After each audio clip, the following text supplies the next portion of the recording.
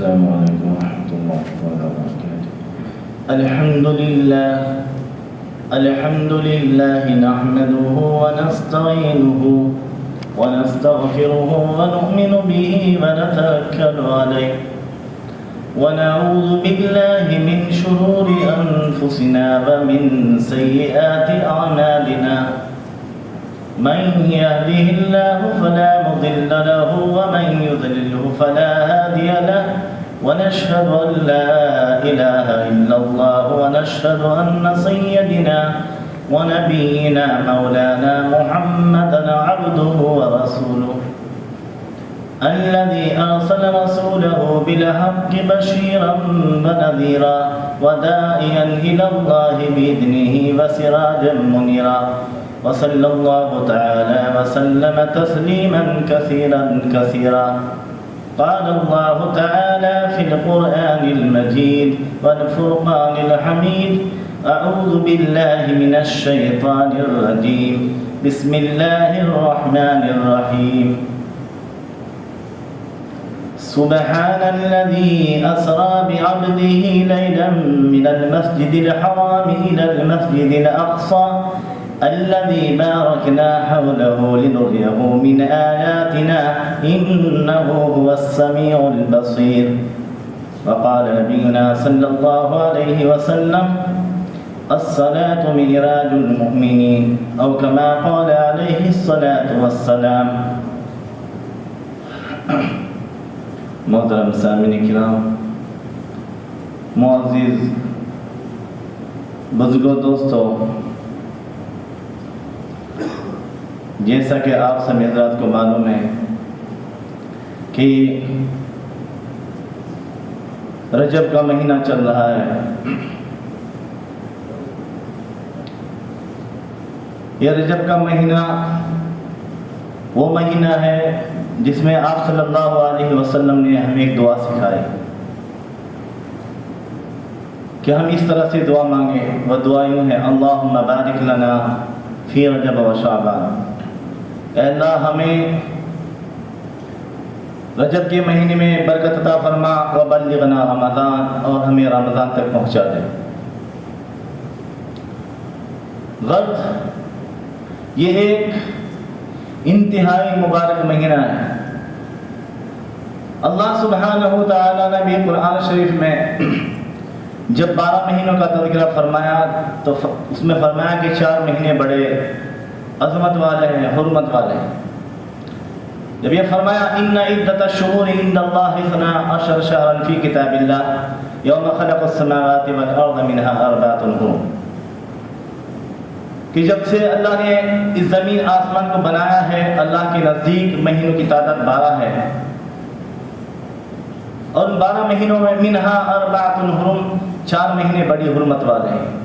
تو ان 4 مہینوں میں ایک مہینہ رجب کا مہینہ ہے. تو 4 مہینے محرم، رجب، ذوالقعدہ، ذوالحجہ، تو ان میں سے ایک مہینہ رجب کا مہینہ ہے. اور یہ مہینہ اس لیے بھی ایک عظیم مہینہ ہے کہ اس میں آپ صلی اللہ علیہ وسلم کو معراج ہوئی. یعنی اللہ سبحانہ تعالیٰ نے آپ کو فرش سے عرش بری پر بلایا. یہ جو اللہ سبحانہ تعالیٰ نے آپ کو معراج کرے، اس میں بڑی حکمت ہے. ایک نہیں، بہت ساری حکمتیں ہیں.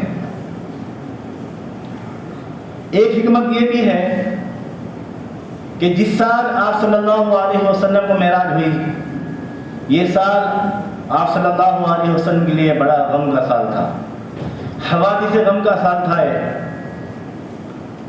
آپ صلی اللہ علیہ وسلم بڑے غم زدہ رہتے تھے.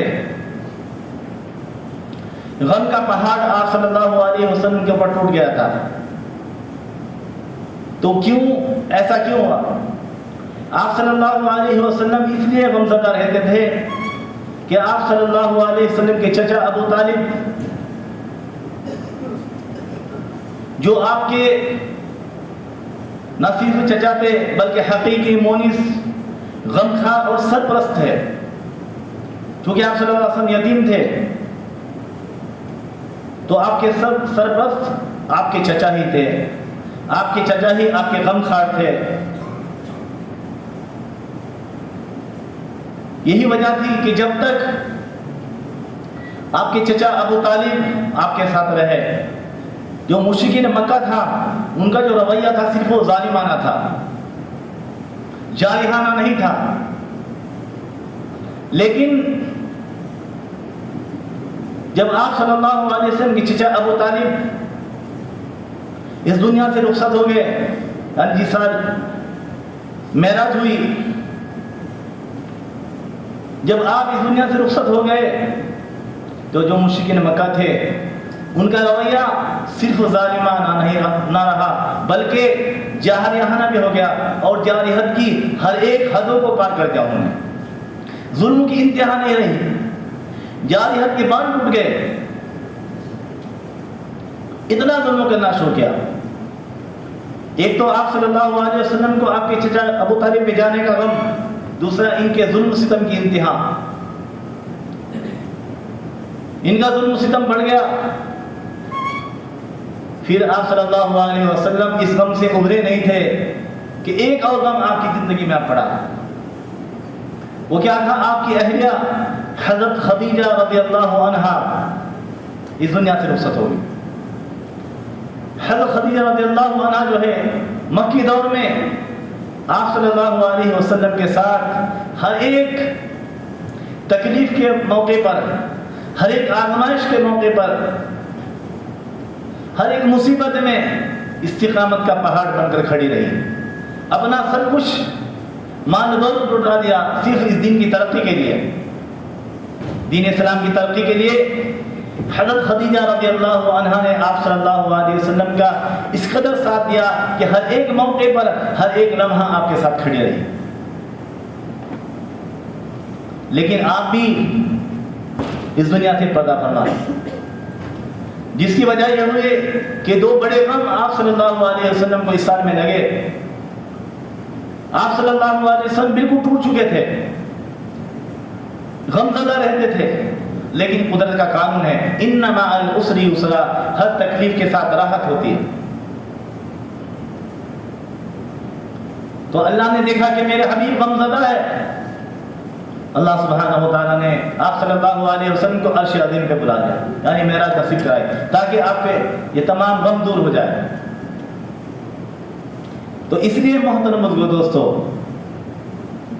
جب بھی کسی انسان کے اوپر کوئی تکلیف یا آزمائش آتی ہے، غم زدہ ہوتا ہے، تو اس کو چاہیے کہ وہ اللہ کی نعمتوں پر غور کرے کہ تجھے تکلیف ہے لیکن اللہ نے اور بھی بہت ساری نعمتیں دی ہیں.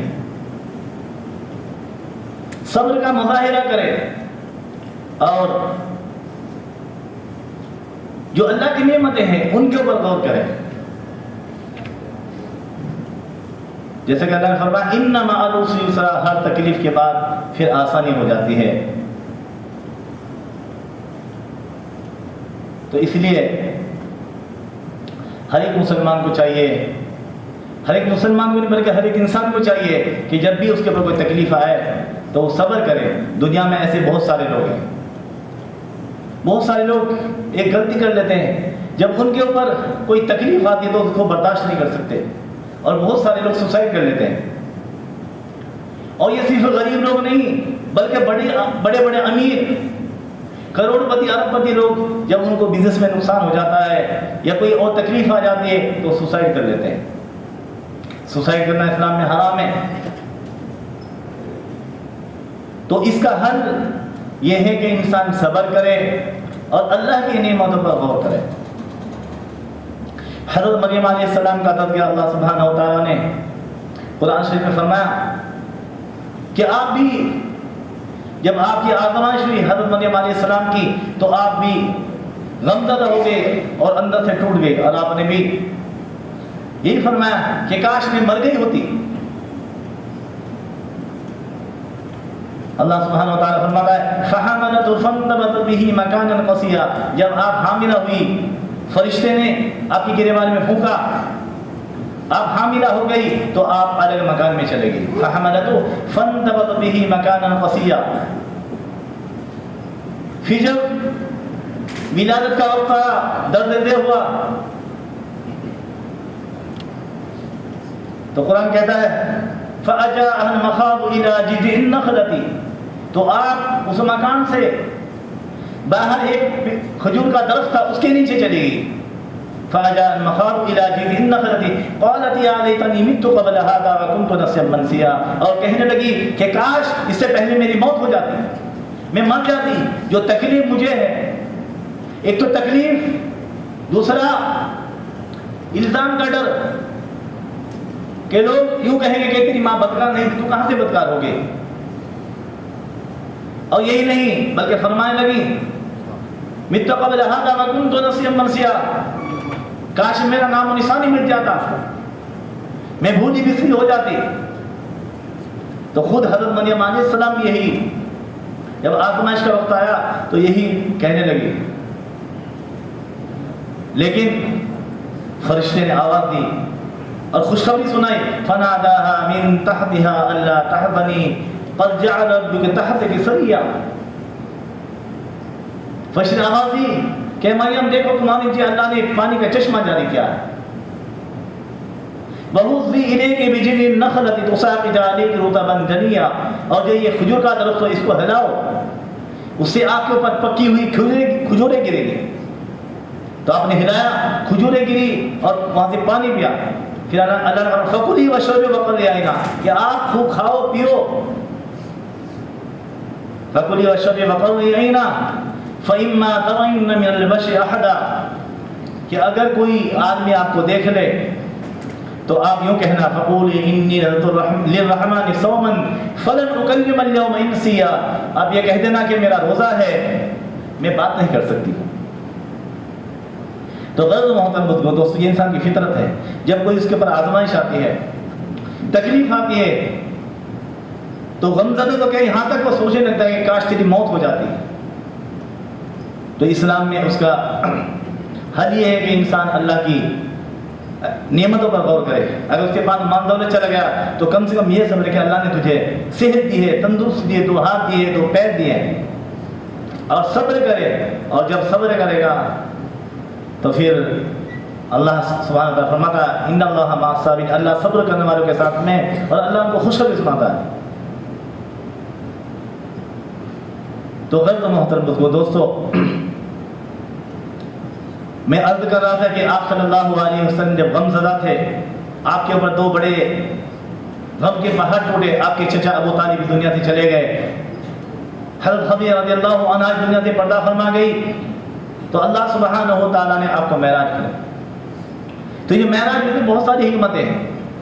ایک حکمت یہ ہے کہ اللہ آپ کو ٹریننگ دینا چاہتا تھا کہ کس طرح سے آپ اللہ سبحانہ و تعالیٰ سے بات کریں، کیونکہ اللہ سبحانہ و تعالیٰ آپ کو مقام محمود عطا فرمائیں گے اور وہاں پر کوئی بھی بات نہیں کر سکے گا، صرف آپ صلی اللہ علیہ وسلم ہی بات کریں گے، آپ صلی اللہ علیہ وسلم شفاعت فرمائیں گے. جس طرح اللہ سبحانہ و تعالیٰ نے حضرت موسیٰ علیہ السلام کو عصا کی ٹریننگ دی. آپ عصا رکھتے تھے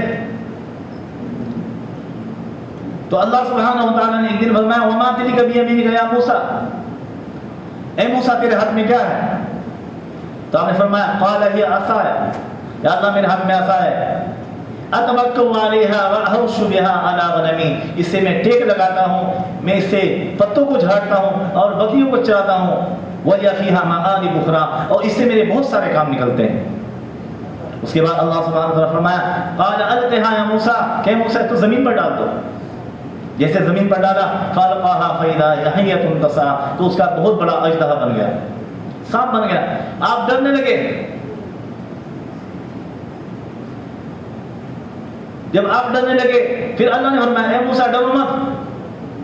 قَالَ خُذْ وَلَا تَخَفْ سَنُعِيدُهَا سِيرَتَهَا الْأُولَىٰ، آپ ڈرو مت، اس کو پکڑو، یہ پہلی صورت پہلی حالت میں بن جائے گا، جیسی اس کی صورت پہلے تھی اسی طرح بن جائے گا، پھر عصا بن جائے گا. تو یہ اللہ نے آپ کو ٹرائل کرایا. کیوں؟ کیونکہ ایسا نہ ہو کہ یہ اللہ نے جو معجزہ دیا جب آپ فرعون کے دربار میں جائے اور اچانک وہاں پر یہ معجزہ ساتھ ظاہر کرنے کے اللہ آپ کو حکم دے اور آپ جو ہے اس کو دیکھ کر ڈر جائے. تو اسی طرح سے اللہ سبحانہ و تعالیٰ نے آپ صلی اللہ علیہ وسلم کو معراج پر بلایا اور آپ سے ہم کلام ہو. کیوں؟ کیونکہ قیامت میں حشر میں جب سب لوگ قطار میں کھڑے ہوں گے، قرآن کہتا ہے یوم یقوم الروح والملائکۃ صفا لا یتکلمون، فرشتے اور تمام لوگ کے رواح ہیں، تمام لوگ کھڑے ہوئے ہوں گے، لا یتکلمون، کسی کو بولنے کی اجازت نہیں ہو، کوئی بول نہیں سکتا، الا من اذن له الرحمن وقال صوابا، سوائے اس کو جس کو اللہ کا حکم ہو۔ تو اس وقت تمام انبیاء کی امت سب سے پہلے شفاعت کے لیے حضرت آدم علیہ السلام کے پاس جائے گی۔ حضرت آدم علیہ السلام فرمائیں کہ میں نہیں شفاعت کر سکتا، آپ نوح علیہ السلام کے پاس جائیے، پھر نوح علیہ السلام کے پاس جائے گی، پھر دوسرے نبی کے پاس جائے گی، حضرت موسیٰ کے پاس، حضرت عیسیٰ علیہ السلام کے پاس، تو تمام انبیاء کے پاس جائے گی، کوئی بھی شفاعت نہیں کر پائیں گے۔ آخر میں آپ صلی اللہ علیہ وسلم کے پاس آئے۔ آپ صلی اللہ علیہ وسلم کو چونکہ اللہ نے مقام محمود عطا کیا ہے، یعنی اللہ مقام محمود عطا کریں گے، تو اس وقت آپ صلی اللہ علیہ وسلم شفاعت فرمائیں گے۔ آپ صلی اللہ علیہ وسلم اللہ سے ہم کلام ہوں۔ تو معراج کی ایک حکمت یہ تھی۔ تو غرض محترم بزرگو دوستو، آپ صلی اللہ علیہ وسلم کو اس مبارک مہینے میں، رجب کے مہینے میں 27 تاریخ کو معراج ہوئی، اور پھر آپ صلی اللہ علیہ وسلم کے جو غم تھے، اب غمگین رہتے تھے، وہ غم اللہ نے دور کر دیے۔ تو ہمیں بھی چاہیے محترم بزرگو دوستو کہ ہماری بھی جب کوئی آزمائش ہو، ہم اس آزمائش میں صبر کریں اور اللہ کی نعمتوں پر غور کریں، اور اسی طرح سے اس مبارک مہینے کے اندر ہم اللہ سے یہی دعا کریں جو آپ صلی اللہ علیہ وسلم نے ہمیں سکھائی، اللہم بارک لنا فی رجب و شعبان وبلغنا رمضان، یہ دعا کریں اور اس میں زیادہ نیک عمل کریں، رمضان کے لیے پورے تیار ہو جائے۔ دعا ہے کہ اللہ سبحانہ و تعالیٰ مجھے آپ کو کائنات کے تمام مسلمانوں کو دین کی صحیح سمجھ عطا فرمائے، اللہ اس کے رسول صلی اللہ علیہ وسلم کا حقیقی متبع فرما بردار بنائے، کہنے سننے زیادہ نیک عمل کرنے کی توفیق عطا فرمائے۔ آمین۔ وآخر دعوانا الحمد للہ رب العالمین۔